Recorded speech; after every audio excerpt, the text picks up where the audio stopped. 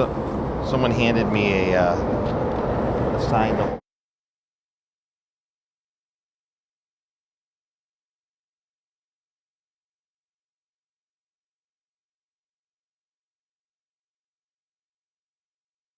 want to thank everyone for coming.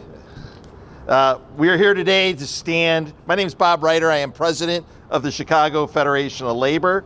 We are here today to stand against the attacks on working people led by Donald Trump. It's fitting that we stand in solidarity and make this announcement here at this exact spot. Chicago is the hometown of the American labor movement.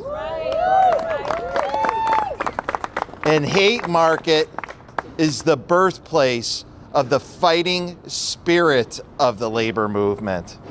Next week, we'll be here at Haymarket rallying against Donald Trump and the billionaires destroying our country. We see what's happening in our country and we realize we have been here before. Chicago has been here before. We've stood up to bullies and big business. In 1894, President Grover Cleveland slid into office on a campaign that was a thinly veiled push to disenfranchise black voters and destabilize the electoral process. Sound familiar?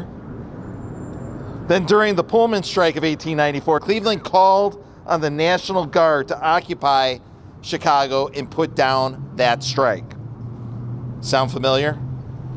But working people stood strong and fought for their rights, just as we are doing now and will do on September 1st, right here in Pullman with thousands of our supporters. The CFL and the American labor movement was born from those struggles in the Gilded Age here in Chicago. It's the same fight, just a different round. Back then, it was millionaire robber barons, the Swifts, the Armours. We all know the names. We have to, but back then is right now. We have to stand up to President Trump and the billionaires who are picking the pockets of working people. He is a bully, and we will not be bullied.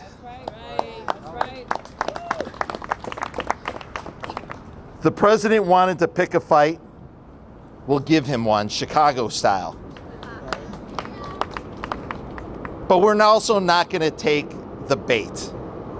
Chicago is a town where we engage in protest and freedom of speech every day. We believe in nonviolent protest. We believe in civil disobedience. We believe in a fight, in a struggle that has edge, but is grounded by appreciation and love for one another. So the type of fight that we're going to give Donald Trump is a different fight than he's trying to bait. We have a city that has a spirit and an essence that is taking care of itself. And the kind of quote unquote help that he wants to bring to the city isn't a help. It's just a trap that we are not going to walk into. I wake up every day and see this city for what it is. It's bright, it's sunny, not just here in the West Loop, but on our lakefront and in our neighborhoods. I got to tell you, I'm going to go on a little off script here, but I'm going to do that because I can. It's my press conference. On Saturday, I was driving up Damon Avenue. For any of you who've been up Damon Avenue, it's a beautiful street. It goes through a cross-section of what is Chicago. You know what I saw on Saturday on Damon Avenue? Not what Donald Trump is saying Chicago is all about. I saw families with street vendors in Chicago's public parks. I saw people walking around, spending time with their family. I saw safety, and security. I saw this city. Chicago's a gritty city. There's no one who's harder on Chicago than Chicagoans. But we love it. There's a reason why we take so much pride in this city. Why we tease each other about who's the better baseball team. Why we have the best hot dogs in the country. And why visitors come here to eat deep dish pizza, and those of us ordering pizza with our family are eating tavern style thin crust pizza. Because we know what this city's all about. And yes, this city has its challenges, but it's the best, it is the brightest, and it's the most beautiful city in our country. And I am proud every day that I get to work in a full contact city that has so many different voices that have to be lifted up because they're not always saying the same thing.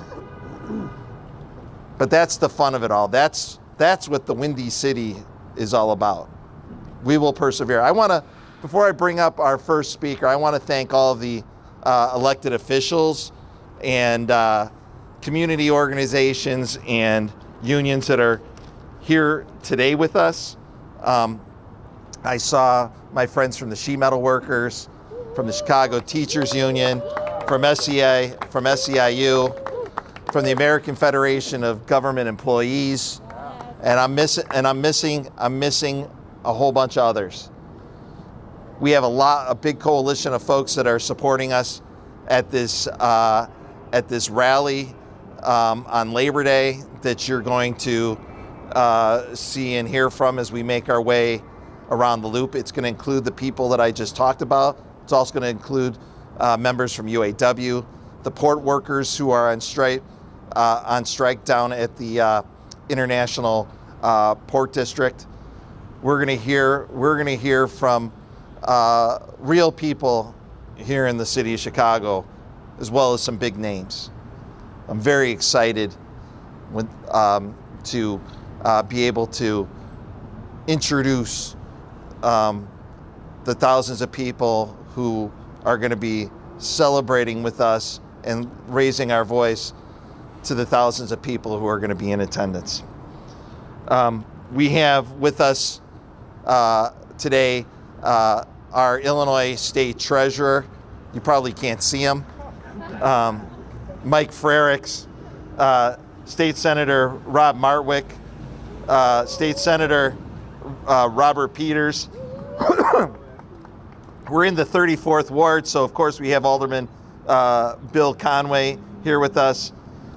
We have a significant contingent from the House Caucus, Representatives LaShawn Ford, Lillian Jimenez, Teresa Ma, and Yolanda Morris, an alderman of the 25th Ward.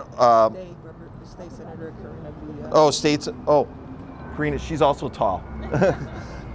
State Senator Karina Villa and Alderman Byron Cicho Lopez. Again, probably missing some people, but my person over, my chief of staff, and my staff from the CFL, I want to thank them for all the work that they've put in, is telling me that I got everybody. Thanks, Andrea. I'd now like to bring up as our first speaker, the mayor of the city of Chicago, Brandon Johnson. Well, thank you, Bob, and good morning, everyone. Good morning. You know, 60 years ago, Dr. Reverend Martin Luther King Jr. told us, as long as there is poverty in this world, no man can be totally rich, even if he has billions of dollars. The billionaires who run this country right now, Trump, Musk, DeVos, Adelson, Koch, they have no interest in addressing poverty. In fact, they would rather send the military into our cities than address poverty. They would rather occupy our city with soldiers than allow themselves to be taxed so that we could fully fund education, and provide housing for everyone. They would rather rip healthcare away from millions of poor people than allow their tax breaks to expire. They would rather send the National Guard to harass homeless people than just build affordable housing. They would rather cut SNAP and food assistance from families struggling to get by than pay a single dollar more in their own taxes. They don't care about solutions to gun violence or homelessness or immigration. They just don't want to see it. They don't want our communities to be safer for all of us. They just want to play on people's fears and anxieties to seize more power for themselves. These folks are not good people, you all. These are individuals who have been corrupted by greed and power. These are, in fact, some of the greediest individuals in the world. These folks are wicked. But the good news today is that there's an alternative. There's an alternative to billionaire rule, and that alternative rule should be by the people. That is the alternative that this moment is calling for. The people's solution to investment. In fact, the alternative to the top-down elite rule is a bottom-up grassroots movement. The alternative to the small number of ultra-rich who are controlling our government is millions of working people standing together to take our country back. It's the labor movement, it's the social movements, community organizations, our faith community, standing together in unity, fighting for what we all need. They are never going to just give it to us. We're going to have to fight for it. We're going to have to fight for it to ensure that every single child has access to all that they need. We're going to have to fight for it to ensure that individuals who are seeking refuge in this country can find it right here in this beloved city. We're going to have to fight to make sure that black folks who have been pushed out of neighborhoods across America can return back to the very communities that they have been starved out of. And so we're not going to barbecue this year. We're not just going to hang out. We're going to do the work that's necessary because we don't have the luxury to just sit back and kick it. We're going to have to march. We're going to have to march with our labor sisters and brothers. We're going to have to march for true black liberation. We're going to have to march for immigrant rights. We're going to have to march for social justice. We're going to have to march for democracy to be restored back to this nation. So I want to close with this quote. Supreme Court Justice Louis Brandeis, he warned us that we can either have a democracy or we can have wealth concentrated into the hands of the few. But we cannot have both. We cannot have both. We will either fight to rectify these dangerous levels of income and wealth inequality, or we will lose everything that is sensible about our democracy. But let's stand firm together. Let's fight to make sure that this country lives up to its promise. God bless you all, and God bless the greatest city in the world, the city of Chicago. Thank you.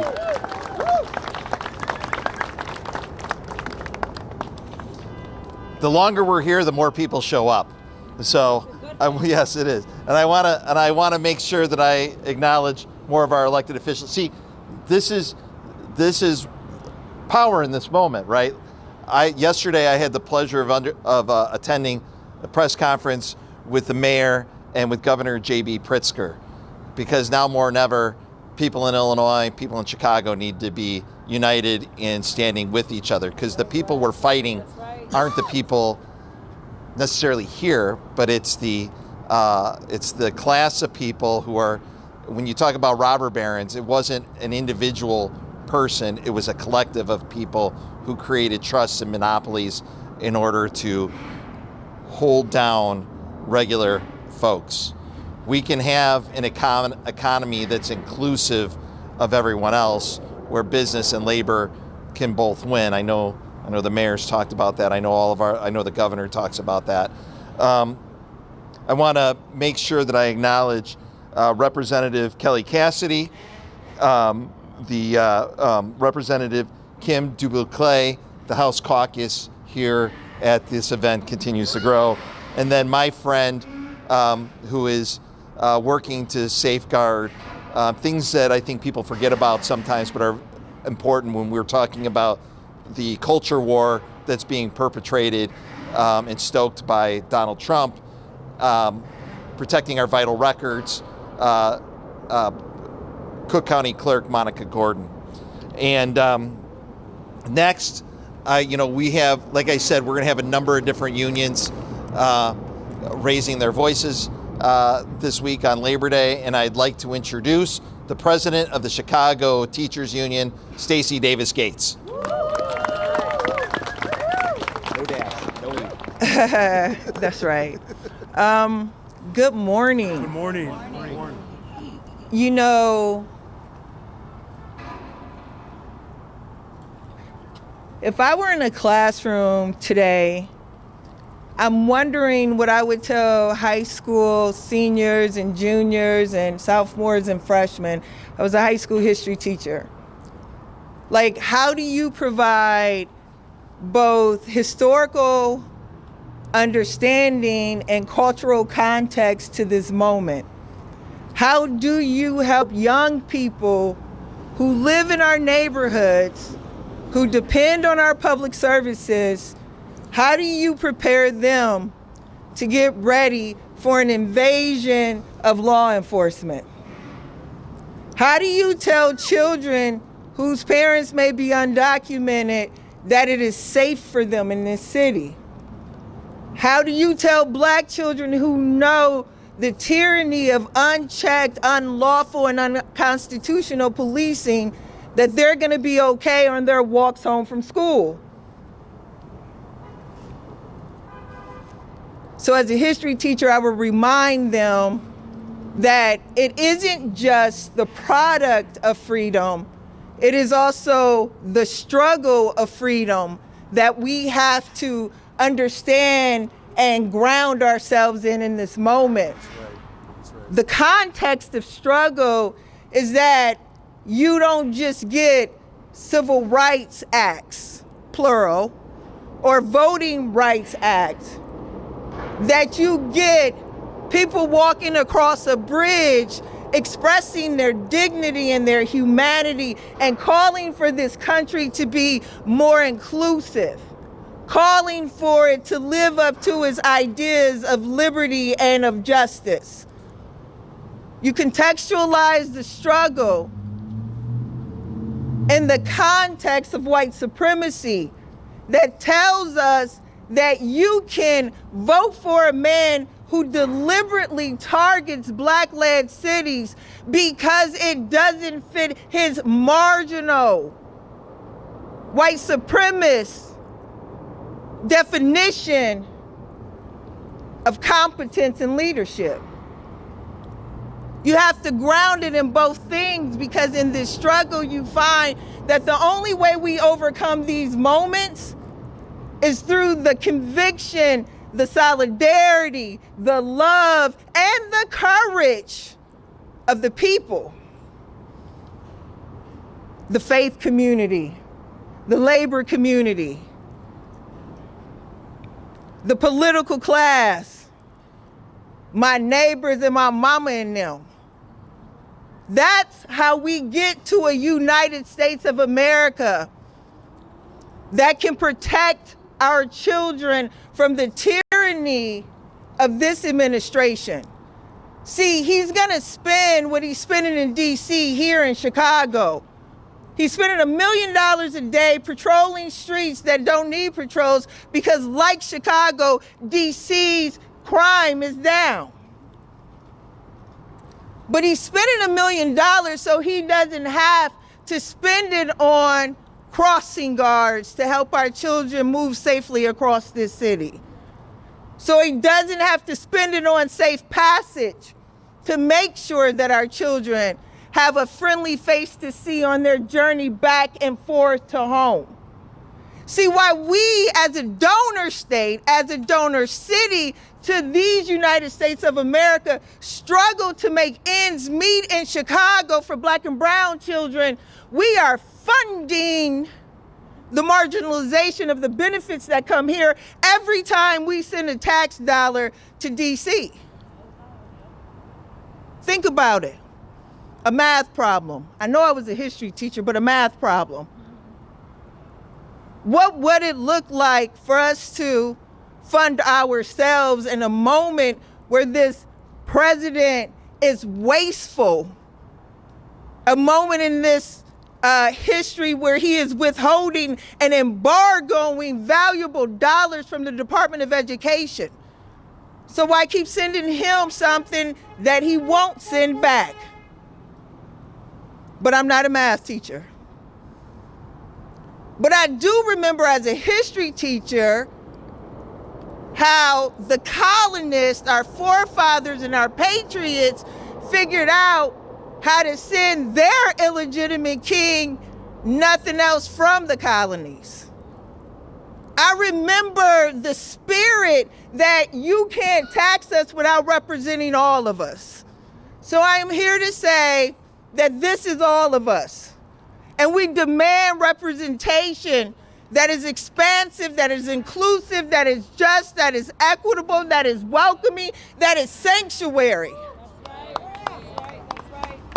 And we are going to be in these streets until we get that, because we are the people. That's right, we are the people. That's right. So, as I mentioned earlier, we have a lot of different elected officials here that represent the diversity of our state. We have downstaters, we have folks who, Treasurer Frerichs is from downstate, now lives in Chicago. Was I not supposed to tell you? Okay. But next we have one of our Congress folks who represents us in the 3rd Congressional District, Delia Ramirez. Well, good morning. Buenos dias. Good morning. Buenos dias. Gracias, alcalde. De nada. He's almost bilingual here. I want to acknowledge all of us that are here today. We have faith leaders here. We have labor leaders here. We have the folks that are on the ground doing the work, taking a stand to defend our communities, our immigrant neighbors here, like ICER, like Arise. We have elected officials who are saying, no, Donald Trump, you're going to try to pit us against each other. And Bob Ryder said it most perfectly. We're too smart to take that bait. That's right. We are in a beautiful city at the Haymarket Square as we're hearing construction literally happen right now as we continue to develop the city. We have iron workers, carpenters, construction workers. We have teachers here. We have what makes this city one of the most successful cities in the entire world. By the way, the 5th largest GDP in the entire country, in case you didn't know that. I'm trying to do the promo here, Mayor. So here's what I want to say, because we have a couple more speakers and we're really talking about getting pumped up for a protest and rally we're going to do on Labor Day. I want to say that in the face of authoritarianism and fascism, and let me say authoritarianism wasn't a word I was used to saying, so it took a while to actually know how to pronounce it, because we didn't think we had to talk about or use that word repeatedly in this country up until Donald Trump became president. But let me tell you that in the face of fascism and authoritarianism, it is solidarity, worker solidarity, that is protecting us. It is worker solidarity as this busy city is happening that will protect us from a regime that is looking to rob us from our services, our lands, our healthcare, our jobs, and our thriving futures. And we know that fascism always requires a public enemy. Today, fascism will say that it is immigrant neighbors, that it's trans youth, that it's higher education, that is the arts. But let me be clear. Tomorrow it is whoever they deem undesirable and opposition to fascism. So that is why we're here today. Trump, Noam Hexeth, and the criminals in office. Yes, I said criminals in office because I work in DC. I see them face to face. They will use their power to try to break our spirits, to divide us, to turn us against each other. But the people united will never be defeated. Say it with me. The people united will never be defeated. We are the legacy of all those who fought for our rights to protest, to be able to form unions, to realize the 8-hour workday, to affirm the inherent dignity and worth of people. And we know that power concedes nothing without a fight. We know that we've been fighting for our communities and that every single win that was extracted by the people was with hard work and organizing. And that is what truly Donald Trump is afraid of. So here's what I want to say as I wrap up. In a couple of days, I head back to DC. I jump on that regular flight I take every single morning. I know that my colleagues in DC, the Republicans, hope that we have forgotten about the Epstein files, and we're going to make sure that we don't forget about the Epstein files. We know that threatening to send military, National Guard to the city of Chicago is a distraction, so we don't demand those Epstein files. We will do everything we have to do to make sure that we keep demanding that he doesn't try to distract the people from what's actually happening every single day, how he's attempting to defund FEMA, how he's attempting to militarize every single community. But here's also what I know, that when we legislate, when we litigate, and when we agitate, we win. And in the courts, we are winning, and we will continue to win against unconstitutional, unaccountable leadership. We will not bow down. So I want you to look around. I want you to look at each other. The next few days are going to get hard. The next few weeks are going to continue to be hard. We're going to have to get through the next few years. But it's with all of us here that we do that. With every local elected official and with unions and workers leading the fight to defend our country and defend a democracy that is worth fighting for. I will do that with the Illinois delegation, but we cannot do it alone. We are going to do it together. And on Labor Day, you may want to go ahead and have your drink after 7 or 8 p.m., but during the day, Bob, we're going to be marching, right? We're going to demonstrate to the entire country how Chicago organizes and how this union town knows how to get down, protect us, and fight fascism. Let's go and fight. Thank you. Thank you, Congresswoman. Congresswoman Ramirez mentioned a number of unions that help make this city great.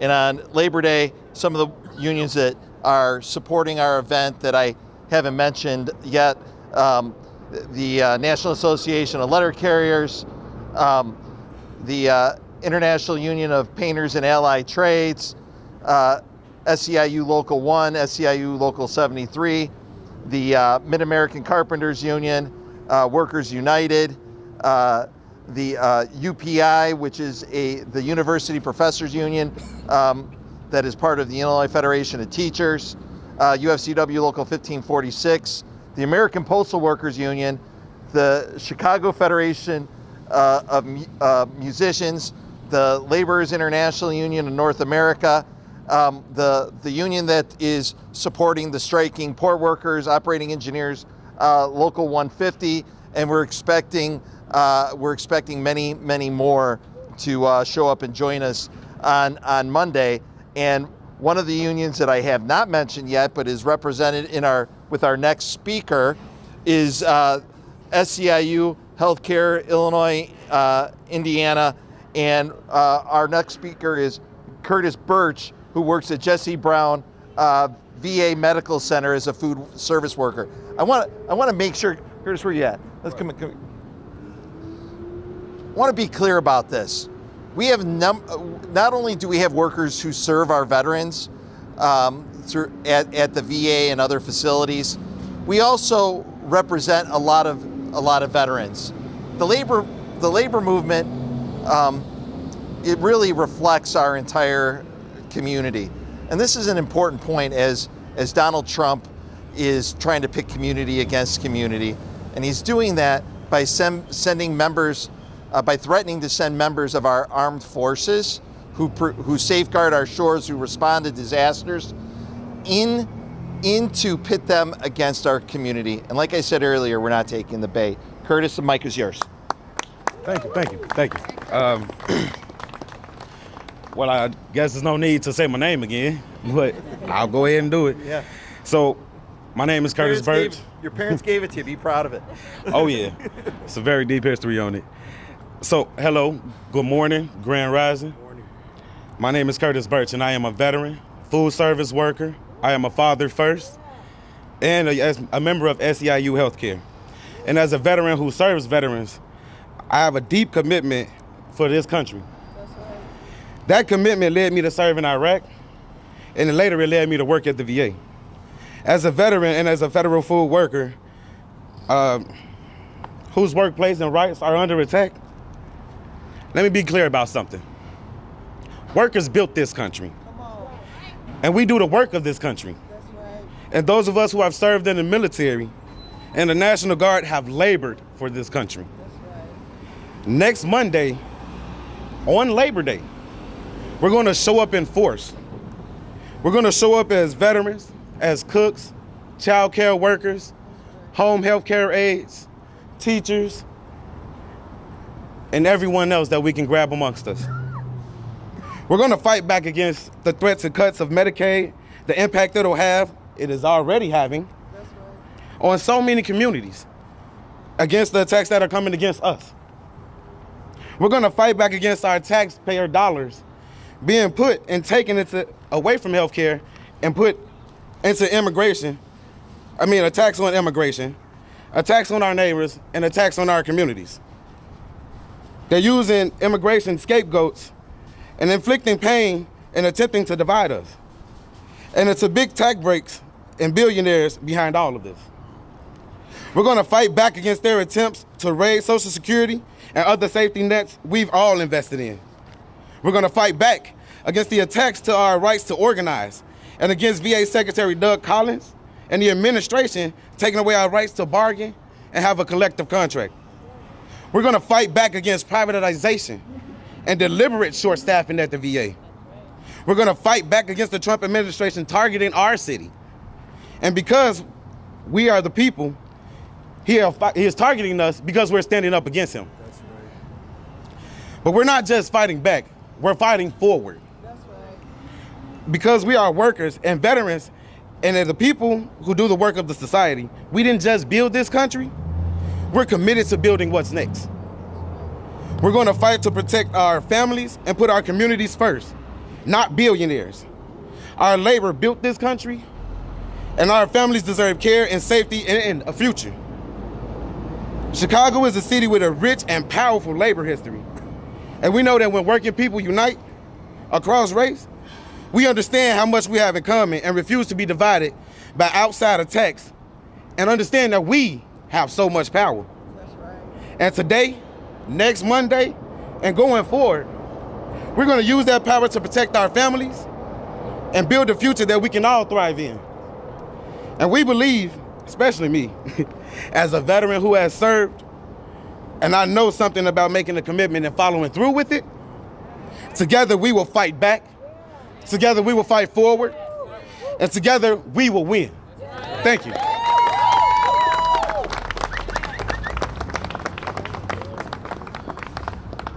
Who wants to fight for Curtis? I want to fight for Curtis. Again, Chicago is a community. You know, I often say that Chicago's foundational community organizations are the labor movement and houses of worship. Our next speaker is Reverend Stephen Thurston from Rainbow Push.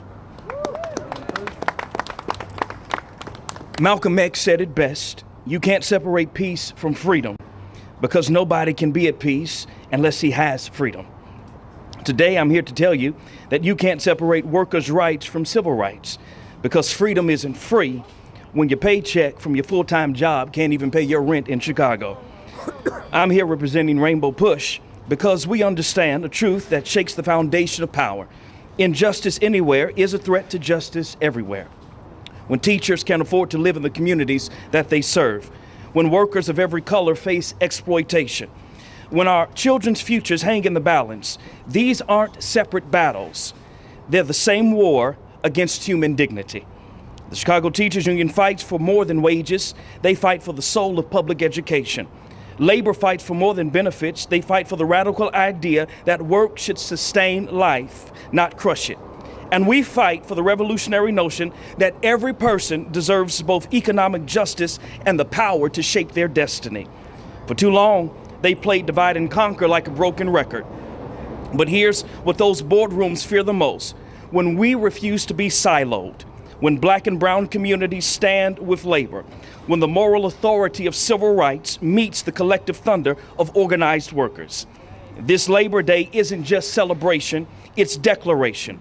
We're declaring that the same corporate forces shortchanging our teachers are the same ones perpetuating racial inequity.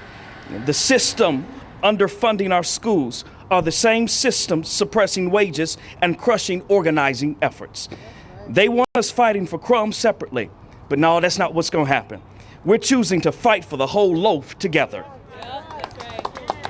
Because when you marry the movement for racial justice with the power of organized labor, you don't just change policy, you change the world. This is our moment, this is our movement, and Chicago, this is just the beginning.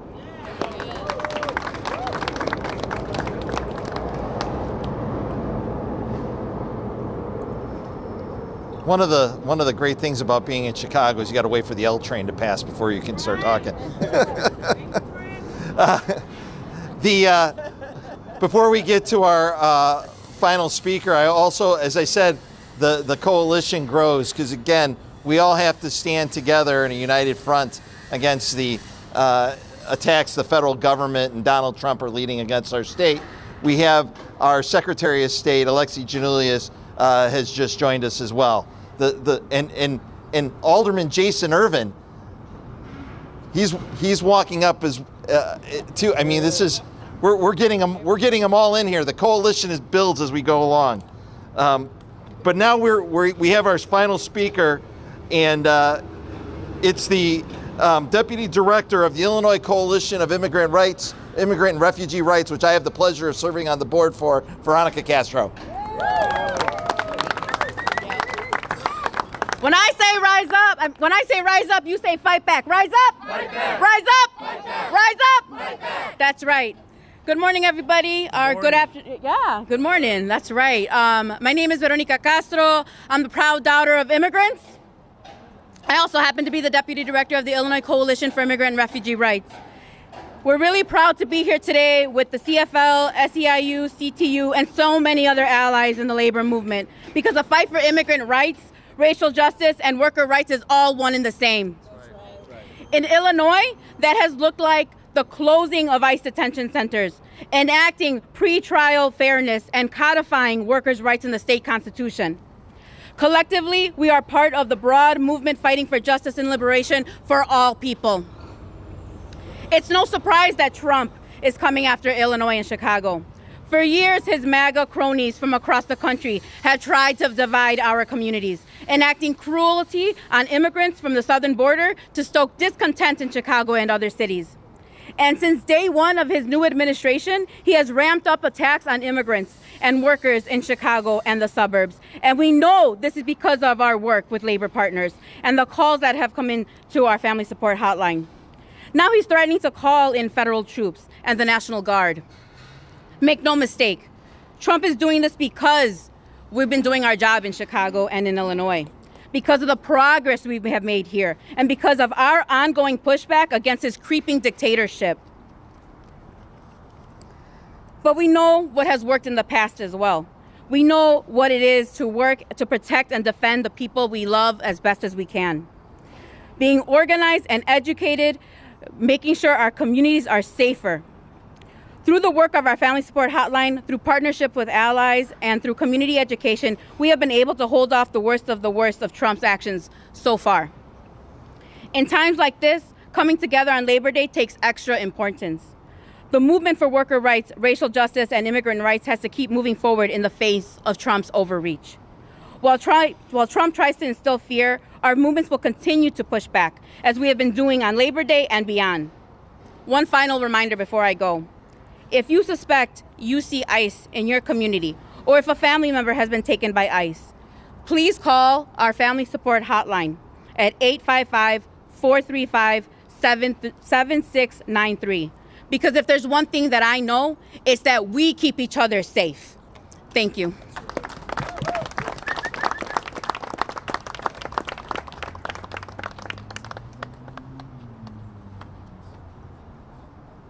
All right, everybody, that's going to wrap up the Labor Day portion of the press conference. We know that we have some media availability later, but I think we're going to stop and take a group picture right now, and then we'll continue with the rest of the program.